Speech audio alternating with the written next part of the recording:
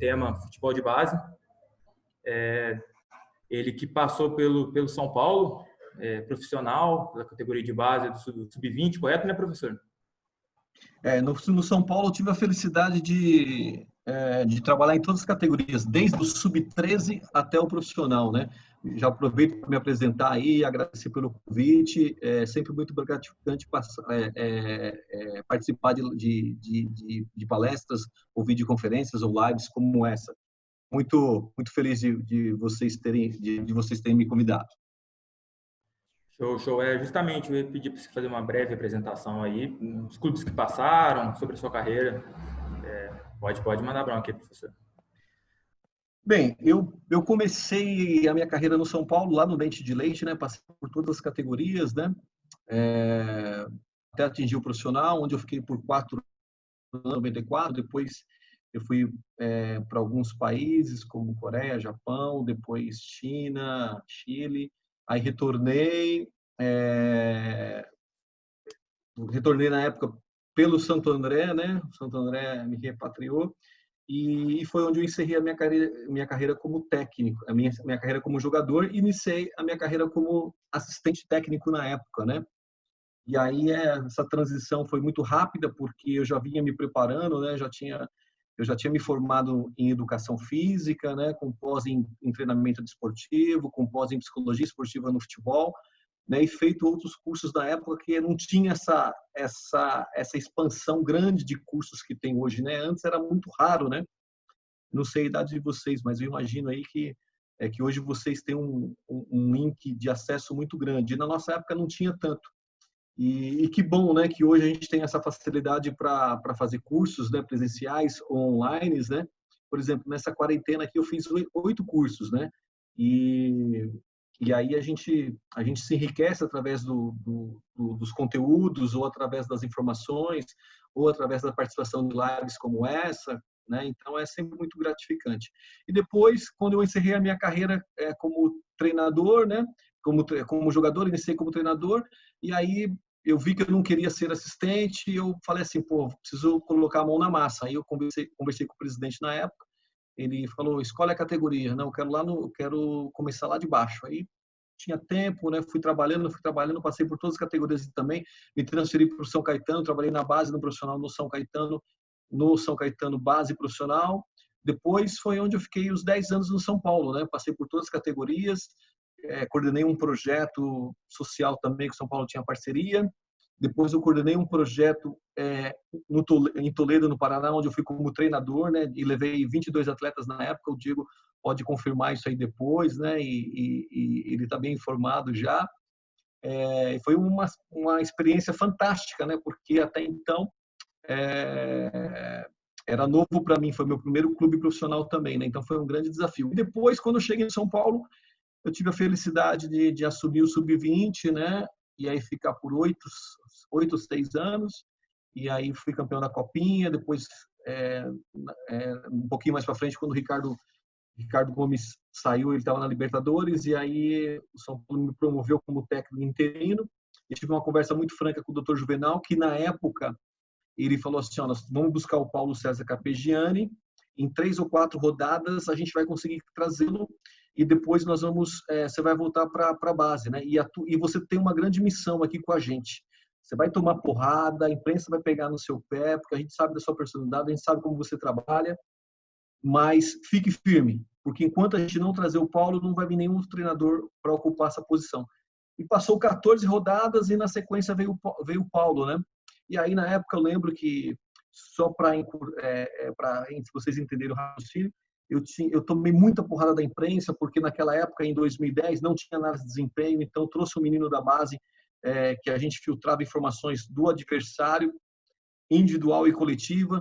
Aí a imprensa me chamava de professor Pardal, professor Mourinho. No CT profissional do São Paulo não tinha uma trave móvel, eu pedi para buscar mais 3 ou 4 traves móveis, né? Devido à metodologia de trabalho que a gente usa, né? A gente usa muitos goleiros, muitos gols. Enfim, contei um pouquinho, resumidamente, aí do que aconteceu comigo na minha carreira logo no início, e agora estou no Sub-20 do Guarani. Eu fiquei 3 anos na China, coordenando um projeto lá muito legal, espetacular. Depois eu fiquei 2 anos e pouco, quase 2 anos e meio nos Estados Unidos também coordenando um projeto maravilhoso também de futebol de iniciação, totalmente diferente do que aconteceu na China e que aconteceu. Então, assim, teve uma experiência, sim, são anos aí de trabalho aí que, graças a Deus, abençoados. Bacana, professor. A gente tem uma lista até de alguns jogadores que passaram por vocês, Casemiro, Lucas. Durante a live vamos estar falando até. A gente separou algumas perguntas para você. Vamos estar direcionando. Vamos, Lucas. Pode começar aí. Então, está me escutando? Estou escutando bem. Então, professor, como você falou que você avaliou bastante, como a gente estava falando aqui, que você avaliou bastante gente aí no meio do futebol, com Casemiro, Lucas, entre outros aí, qual que é a sua metodologia de avaliação na peneira? Sabendo que o moleque, que a criança, que o atleta está lá meio nervoso, às vezes não vai desempenhar o seu melhor futebol na hora, qual que é a sua metodologia de avaliação aí na hora da peneira? Contar para você como acontece nos clubes, né? Nos clubes, normalmente, a gente trabalha com indicações de jogadores, né? Então, a gente recebe os jogadores e eles têm uma semana para ser avaliados, né? Justamente por causa dessa situação, que o atleta chega, o atleta tem que se ambientalizar ao meio, o atleta muitas vezes é inibido, é introvertido e a gente tem que dar essa adaptação. Às vezes a alimentação do atleta não é a mesma do clube, ou não é a mesma, está acostumado com um tipo de alimentação diferente. Então, são todos critérios que a gente toma um certo cuidado para a gente fazer a avaliação. Mas o critério principal que a gente usa, né, nos clubes é, sem dúvida nenhuma, o critério técnico, né, exclusivamente técnico. Ou seja, como que ele chega na sua mão, e aí você, pela sua experiência, pelo seu olhar, você detecta em 3, 4, 5 dias o potencial de evolução que ele pode atingir daqui a 1 ano, daqui a 2 anos, né? Então você consegue, pela experiência, você consegue imaginar esse potencial de evolução. Agora, o que a gente tem que prestar atenção, muitas vezes, você enxergar um potencial de evolução dessa magnitude, como o Casemiro, por exemplo, como o Lucas, por exemplo, é muito fácil. O duro é você enxergar aquele que fica escondido. E aí você tem que observar muito o aspecto cognitivo, né? Como o atleta raciocina, qual que é a tomada de decisão, como que ele faz a leitura no domínio, na recepção, como ele consegue enxergar o jogo e entender o jogo. Então, essas respostas são muito dinâmicas, né? Então, para esse que não tem tanto talento, você tem que prestar muito mais atenção. Show. O Gui, pode fazer a pergunta. Bacana. Então, professor, eu queria saber assim, tipo, hoje nos clubes a gente vê que muito jogador nem chega a jogar no profissional. Ele é formado na base, o próprio time de fora vem, levam eles para fora e já vende já, né? Você mesmo ele jogar pelo menos um jogo no profissional. Queria saber, na sua opinião, você acha que os clubes hoje visa mais formar o jogador para utilizar no próprio clube ou visa mais formar o jogador para vender ele, como uma forma de lucro para o time? Isso é muito interessante, né? Porque algum tempo atrás, o Lance fez uma matéria comigo justamente disso, e um dos tópicos foi realmente esse. Tá acontecendo um ciclo vicioso no futebol brasileiro já há algum tempo, né? Ou seja, os clubes, nosso país, né, que é um celeiro gigantesco, mas que a cada tempo esse celeiro diminui um pouco mais, devido a outros assuntos que nós vamos abordar durante a nossa reunião aqui, foi que esse ciclo vicioso, o que acontece? Então, os clubes conseguem formar esses jogadores, aí precocemente eles são lançados no profissional, muitos deles não estão prontos, e aí sobe com algumas deficiências, sejam técnicas ou táticas ou emocionais, né? O psicossocial ele é muito importante, né? E aí o que acontece? Eles vendem esses jogadores por uma questão financeira do clube, né? E aí eles vendem esses jogadores por uma quantia significante né? Muito significante, porque a gente fala de uma venda aí, a gente for citar aí, por exemplo, David Neres, Luiz Araújo, Bosquila, né, e outros aí que saíram recentemente em nossa passagem pelo São Paulo, que eram atletas que a gente tinha formado lá atrás também, quando era, como eu falei para vocês, que eu trabalhei no Dente de Leite. Então, esses atletas a gente conhecia já desde lá de trás. Então, são fortunas que chegam aqui no Brasil, que chegam nos clubes, né? Então, o que acontece? Qual que é o ciclo vicioso? Forma o jogador, antecipa o processo de formação dele, é lançado no profissional, joga uma competição ou metade de uma competição, os clubes de fora vêm, porque é jogador com 17, 18 anos, alguns deles um pouco mais novo até, e aí vende esse jogador e repatria o jogador mais experiente ganhando uma fortuna, né? E aí o alto investimento que fazem nesses jogadores repatriados são tão altos que muitas vezes acabam não recompensando, né? E o São Paulo é um exemplo clássico disso, que vem errando nas suas últimas contratações e pelo menos vem há 10 anos aí sem disputar um título aí de alto nível, né?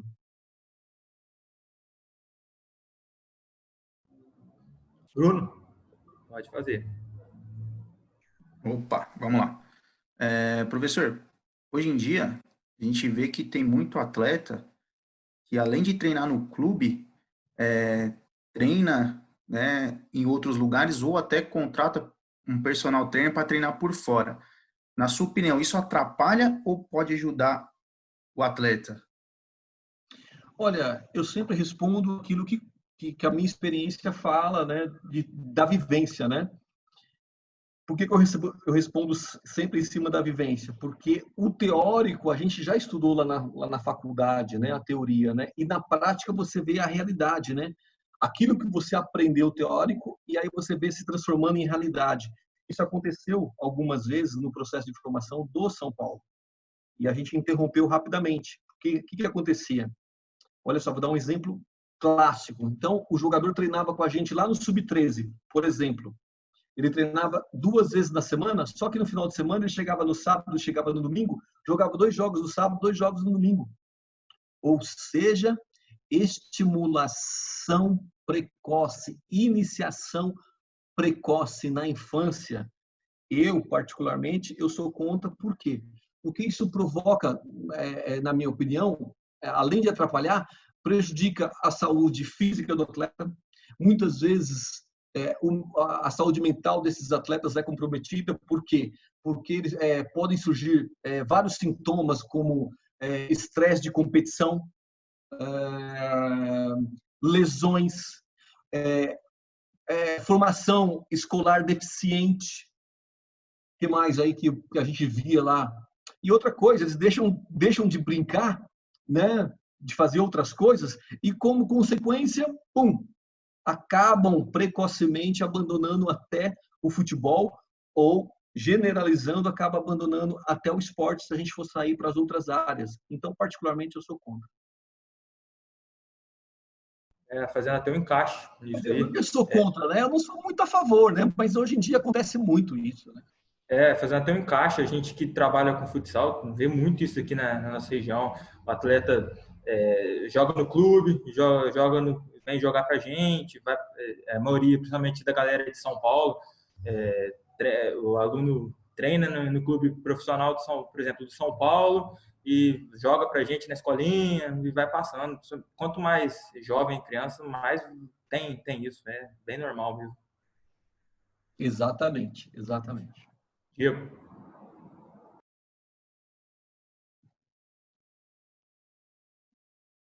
Professor, na sua opinião, a base brasileira ainda falta ser muito valorizada?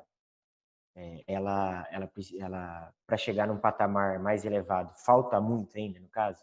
E os técnicos, atualmente, que debatem tanto aproveitar jogador da base, eles estão preparados para dar um suporte para o atleta?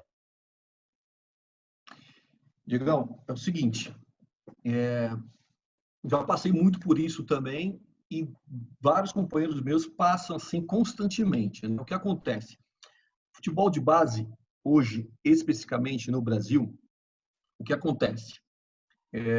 quando os clubes contratam os profissionais, claro que o clube contrata sempre para desenvolver um bom trabalho, mas muitas vezes não contrata o perfil certo para o determinado clube ou para determinada categoria.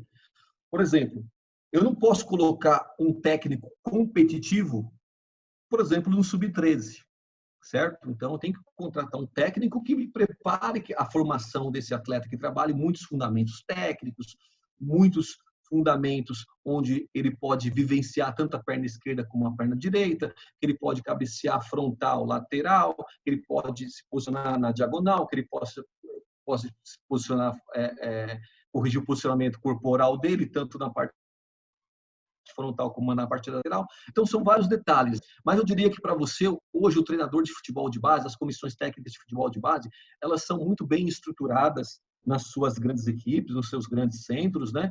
Em times médios e intermediários, nós temos muito bons profissionais, né? Na maioria das vezes, dá-se um tempo um pouco maior para se trabalhar, para se desenvolver o trabalho. Em contrapartida, nós não temos muito esse respaldo do profissional, né? Onde a gente muitas vezes não tem tempo de implantar a sua ideia, a sua filosofia, o seu modelo de jogo em cima daquilo que você desenvolveu, em cima da plataforma que você desenvolveu, ou em cima daquilo que você acredita, né? Que você desenvolveu durante muito tempo, durante clubes ou durante muitos anos da sua vida. Então, não tem esse tempo muitas vezes não tem esse tempo para você desenvolver, e aí o que acontece, você tem que mostrar resultado.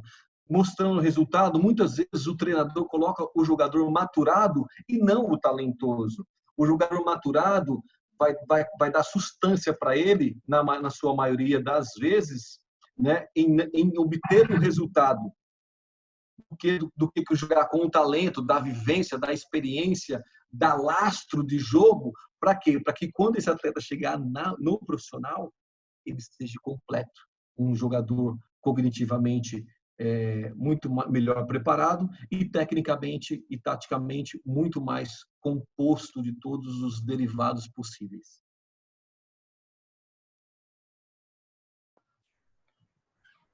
Rapaziada, se ficou alguma dúvida sobre alguma pergunta aí, vocês mandam o pau aí que eu tento buscar aqui na memória e a gente vai aí, rapaziada, não tem problema não. Show, vamos ficar batendo bola aqui mesmo. A minha pergunta é justamente sobre um tema que a gente falou no conteúdo passado aí nosso, um pouco bem discutido, sobre a pedagogia de rua. Recentemente a gente teve uma aula até com o Bruno Pasquarelli, que está lá no Santos, feminino, fazendo um trabalho legal lá. A minha pergunta é se a fonte de inspiração do futebol brasileiro é a pedagogia de rua, por que a maioria das escolinhas e clubes inibem essa manifestação? Por que você acha que a maioria dos clubes e escolinhas inibem a situação da pedagogia de rua, já que é modelo de criatividade para o atleta? A gente vem vendo muitos atletas formados que têm dificuldade em encontrar criatividade. Eu queria saber isso nessa pergunta. Olha, assim, o que eu vejo por experiência própria também dos clubes, né, é que quando o clube te contrata, depende muito do profissional que você é, daquilo que você tem que demonstrar e daquilo que você tem que passar e da sua personalidade, né? Mas talvez seja por querer copiar um modelo diferente para treinamento, /jogos, visando melhores resultados, talvez seja isso, né? Uma das respostas, talvez seja isso. Mas essa ressalva de vivência na rua, ela é fundamental. Ela é fundamental. E eu escrevi um artigo algum tempo atrás que falava justamente isso, né?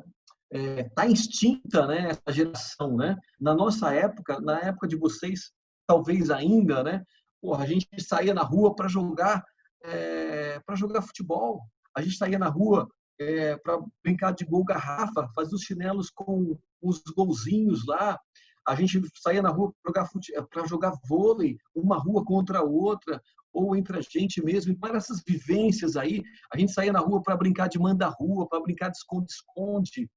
E, por exemplo, eu falo isso porque eu tenho 3 filhos, eles moram num condomínio, entendeu? Então, eles descem para brincar na quadra e ou eles jogam basquete, ou eles jogam futebol, e eles têm esse espaço para jogar, ou a gente é radical e aí a gente vai nas favelas, onde tem aquele mini campinho de terra do chão batido, né? E aí esses moleques brincam ainda, né? Mas é raro, né? Eu diria que está instinto, né? E aí essa é a minha ressalva, né? Essa ressalva que eu falo hoje, a molecada prefere jogar videogame, jogar PlayStation, né? Isso foi isso sobre esse artigo que eu escrevi para um blog, né? Recentemente eu falei sobre isso aí, né? Eu destrinchei, né? Porque eu tenho 3 filhos, eu tenho exemplos aqui dentro de casa, porque se você não colocar normas, regras, né? Eles acabam jogando o dia inteiro, né? Não quer nem saber de estudar. Então é isso, né? E a gente não pode esquecer que isso ele é treinado. Ele é treinado. Essas jogadas são treinadas em campo, seja lá qual for a categoria, desde o sub-13 ao profissional. Se você quer fazer o trabalho de 1 contra 1, qual é o objetivo para que você potencialize esse jogador? Tá bom, o meu jogador ele tem dificuldade de receber bola de costas. Poxa, eu vou tocar a bola rápida com o pé direito nele, depois eu vou tocar uma bola rápida com o pé esquerdo nele, depois eu vou tocar uma bola rápida pingando para ele, depois eu vou jogar uma bola rápida no alto para ele. Então, vou dar essa variedade para que na hora que ele for girar para a direita ou para a esquerda, ele consiga fazer o movimento ou de finalização, ou de fazer o cruzamento, ou o que falta hoje, dele estar no 1 contra 1, invadindo a área para limitar um zagueiro. Você vê, olha quantas variáveis a gente tem aí para trabalhar no dia a dia. Ou seja, eu quero limitar o zagueiro a jogar a bola no extremo, porque nós temos 2 extremas rápidos, mas tem dificuldade no 1 contra 1. Então vamos, porque hoje o jogador rápido também tá extinto.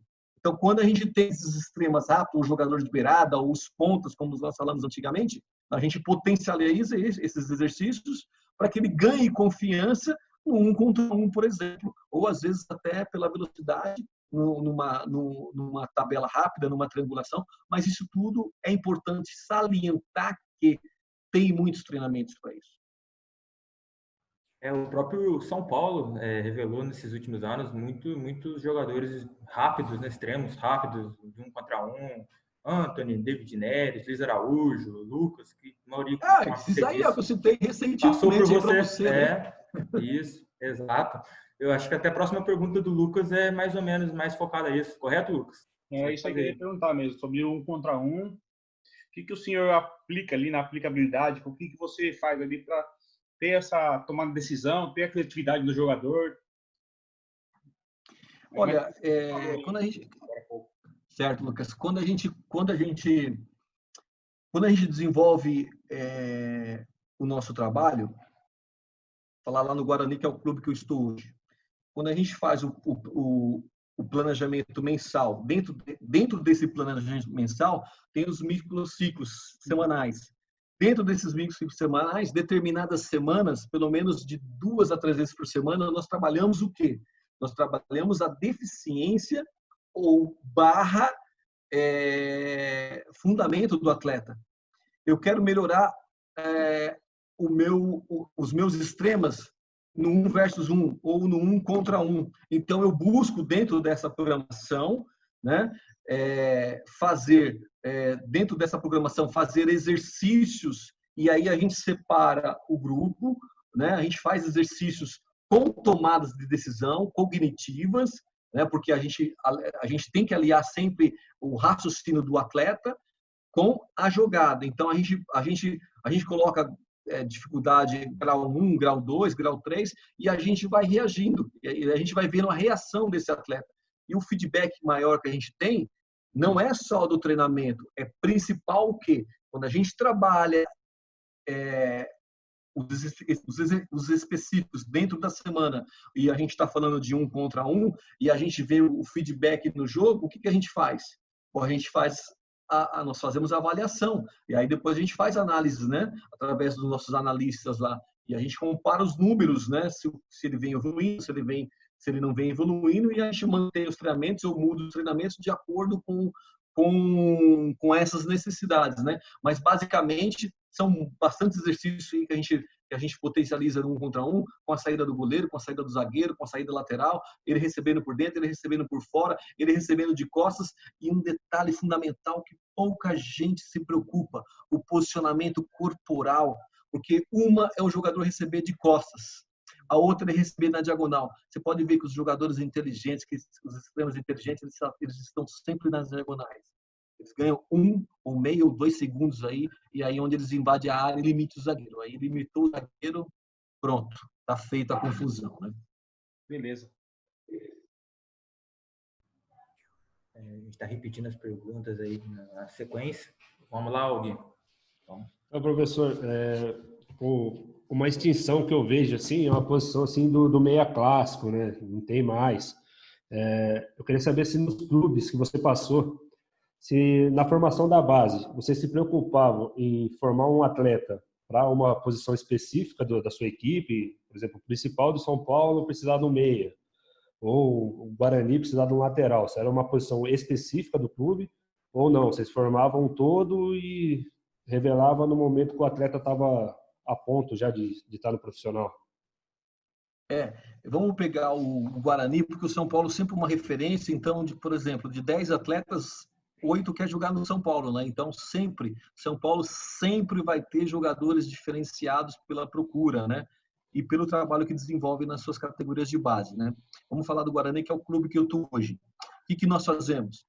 A gente tem que se preocupar com o quê? Primeiro, a gente detecta, puxa vida, dentro do meu elenco, eu não tenho um zagueiro que sabe construir o jogo, ou tem um segundo volante que sabe, além de marcar, que sabe organizar o jogo. Ou eu não tenho esse meia clássico, né? Esse meia clássico que nós paramos de produzir. E aí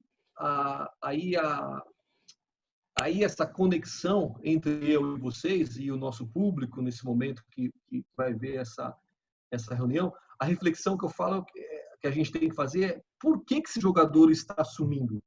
Qual é o motivo? Né? Então, a gente tem que procurar saber. Né? E uma das possibilidades, né, uma das coisas que a gente vem sentindo é que esse jogador talentosíssimo está perdendo espaço para o primeiro volante, para o segundo volante, está perdendo espaço para um cara com mais força física.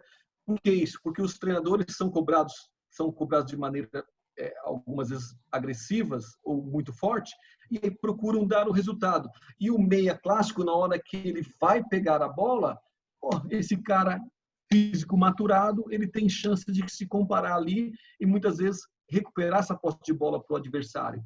Né? Agora, o que acontece, o que é diferente hoje é você ter esse camisa 10 que consegue organizar o jogo, que consegue iluminar o jogo, que consegue desenvolver as jogadas, que consegue dar ritmo para a sua equipe. Quem tem esse jogador hoje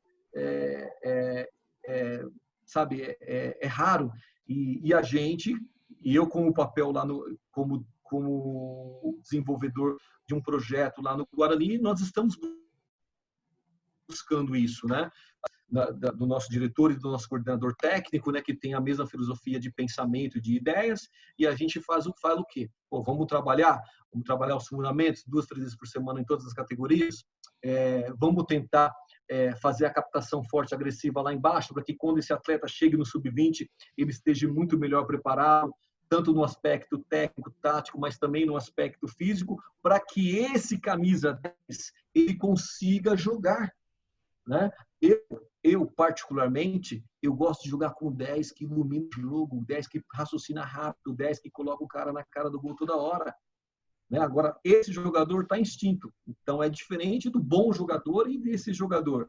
E o que muitas vezes acontece, tem que improvisar um jogador que tem qualidade um pouquinho mais para frente, porque nós não temos essa qualidade no 10 que a gente pensava ter, ou que a gente precisa ter no momento.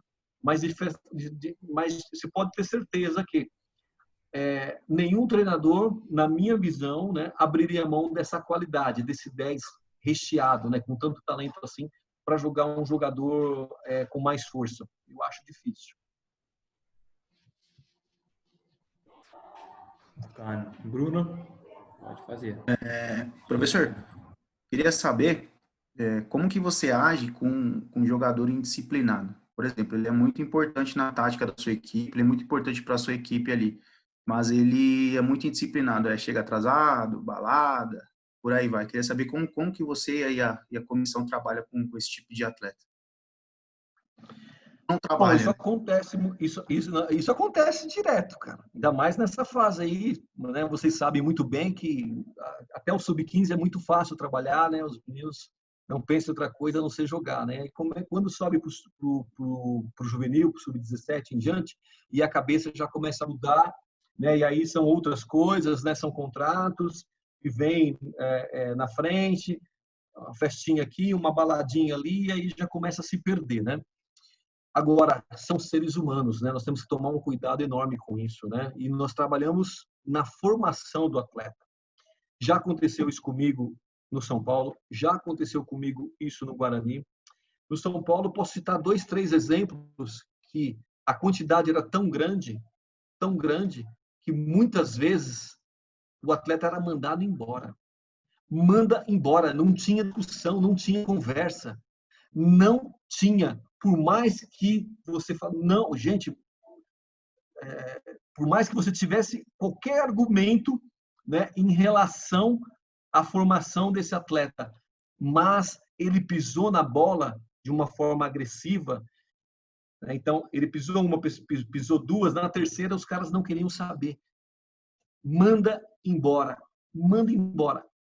Isso era a filosofia do São Paulo quando nós trabalhamos lá atrás, né? Hoje pode ser que ela tenha mudado.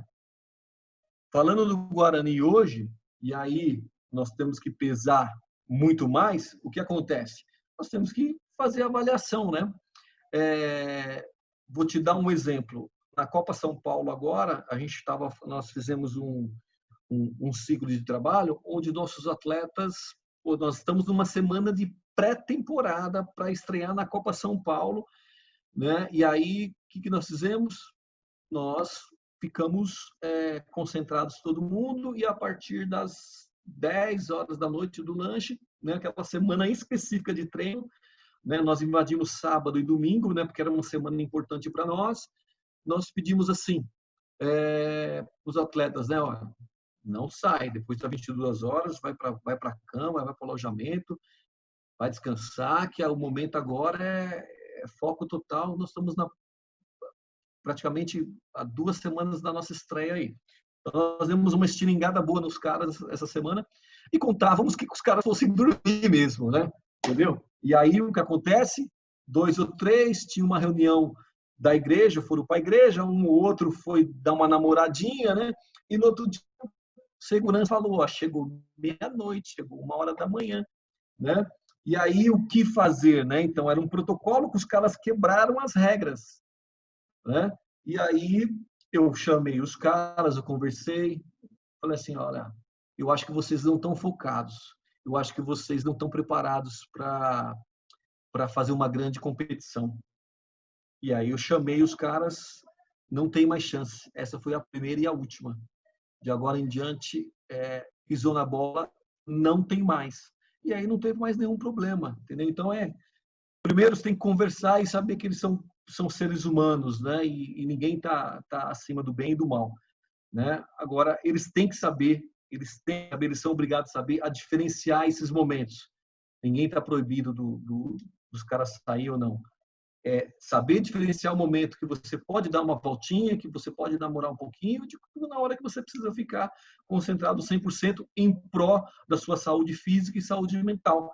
Porque no dia seguinte nós íamos ter um jogo treino, né? Ou depois de 2 dias nós íamos ter um jogo treino e nós não poderíamos ter surpresa alguém sofrendo uma lesão muscular porque não dormiu bem, não se alimentou bem, não se preparou bem, né?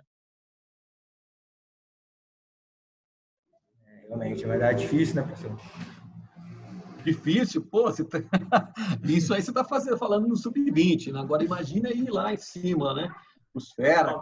Muito obrigado aí, todo mundo nos assistindo. Obrigado, professor Baresi.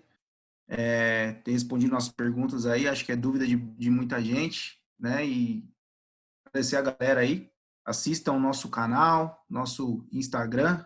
E até a próxima. Um abraço. Gostaria de agradecer ao professor Sérgio Baresi por ter feito esse vídeo conosco. É o primeiro de muitos, que nem a gente vem falando. Sigam o Instagram do Futático _10, que nós vamos realizar um sorteio breve aí. Já temos alguns parceiros para poder fazer um sorteio. No Facebook também. E assista o nosso vídeo. E até a próxima. Valeu, rapaziada. Agradecer ao professor Baresi por ter atendido o nosso pedido aí. Sigam a gente no Instagram, Futático _10.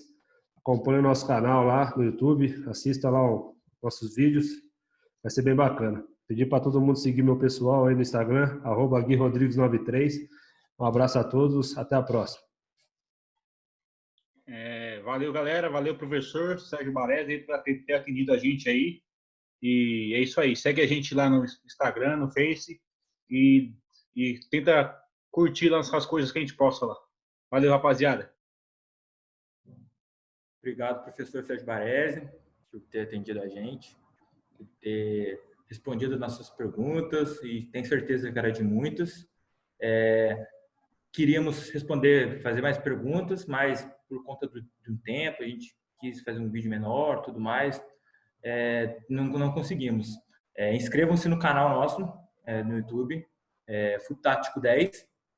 Assistam pelo menos 1 minuto, que vai ajudar a gente com views, conforme o Gui falou aí.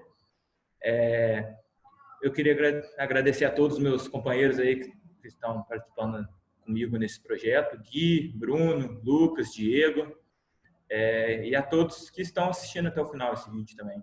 Um abraço, e sigam as suas redes sociais nossas também. Obrigado, Sérgio. É isso aí. Sigam então a página do professor, Sérgio Baresi _oficial, e sigam nossa página no Instagram também, vale lembrar de novo, Futático _10. Inscreva-se no canal. Obrigado, galera. Valeu.